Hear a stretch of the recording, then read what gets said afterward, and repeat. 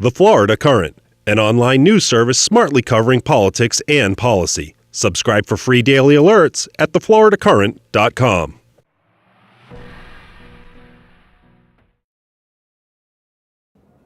The average stay on death row before an execution is 13 years.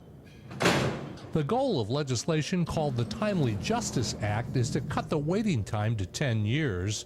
Its critics call it shameful justice. We're not sure why there's such a hurry, certainly at a time when Florida is also the leading state in the number of exonerations. The legislation requires reports from the Supreme Court on the status of cases, sets up a provision for a death warrant to be signed if the governor isn't carrying out his duties, and it requires the governor to act quickly after conducting clemency. It's potentially dangerous for people who are in their appeals process. The governor's office says that it will not speed up appeals, that people will be allowed their full range of court hearings.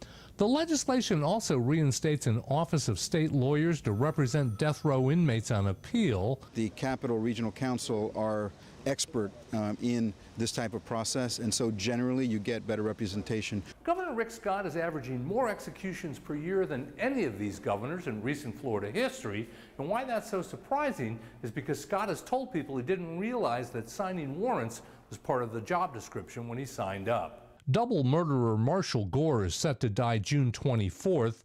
If carried out, he will be Rick Scott's 9th execution. In Tallahassee, I'm Mike Vasalinda reporting.